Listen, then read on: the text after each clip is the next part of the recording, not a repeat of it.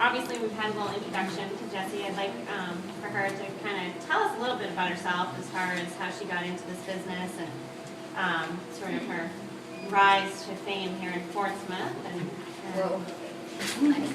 That's right. Sandy, would you like to tell us a little bit about your story? Sure. Well, first off, it was really funny going through some of the questions that Catapult wanted me to kind of look over, and obviously I know my story, but how often do we ever really think about our story? You know, how many mistakes we've made, and how much we've prospered, and the people we've met in our life to get us to where we are. And it just made me think. The other day, a lady came up to me at the desk and was like, "So how do you hula hoop?"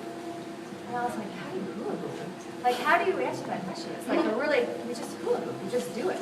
And I kind of feel like with work, it's kind of been like that same model. Like, you just kind of are reactionary people, you deal with the things that work, and you kind of make appropriate changes, to fix it. So it was very interesting, kind of going through these questions. But I was born in Florida and raised in Exeter the majority of my childhood. And then I decided to go to UNH. I had known right away that I wanted to do nutritional science for my discipline. So it kind of narrowed down quickly what school to go to, financial reasons, and then nutritional science was not nearly as upgrowing and current as it is now, with the big health push and fitness push and wellness push. So I knew that I needed that, and then I went to school for tennis. So it was which university wanted me to play for them. So I narrowed it down to UNH. My twin brother really wanted me to go there, kind of prolong our childhood together as long as we possibly could. I come from a very tight family, so it was really nice to have that connection too. So 4 years, nutritional science, tennis. Then my tennis coach at UNH came up to me my first semester at UNH, my first semester, my senior year, and said, "Why don't you start your own nutrition business at a gym that he was working at and owned?" And that's how this all started, is I started doing my body and balance nutrition business my senior year, kind of getting my experience with running a business, dealing with people, charging people rates, all of those things that you don't really think about, marketing, what my name was going to be. And he was actually in a Contours Express, which is a similar franchise to Curves. So I did that for about 6-7 months, and then he was going bankrupt. So that kind of quickly stopped my entire business plan. But that's when I kind of got the wheels started to turn. Like, this is a really cool place. The niche was women only. It lacked components and what I would want to have in a women's gym, but that was within the franchise's requirements for Contours Express. So had about a week to kind of think about what my next plan of action was going to be. So I bounced some ideas off my mom and my dad, and they're kind of like quite instrumental in my life. Like, they're my mentors.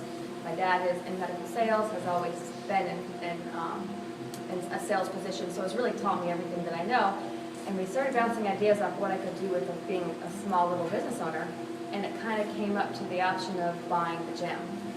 Now, of course, I have no finances, being a senior at UNH, so I really needed that support system from my parents to financially back, the idea of possibly buying a gym, and that's how this all started. And it's, immediately got rid of the franchise restriction. I had too many ideas of what I wanted to create. You couldn't have cardio equipment in the gym. That made no sense to me. You were really limited on what you could offer, not to mention what you would provide a franchise financially anyways. So decided to work with my mother and design, what we would consider a really ideal place, women only, fitness facility. Really, again, the niche driving home women only, which in my opinion, as a personal trainer, and I've always been in and out of all of the co-ed gyms, I think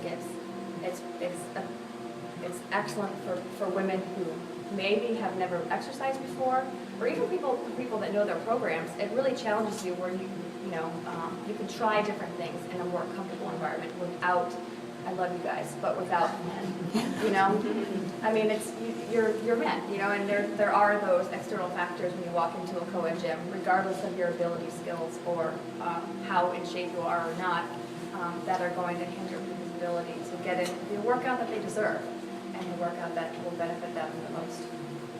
So that's how this all started.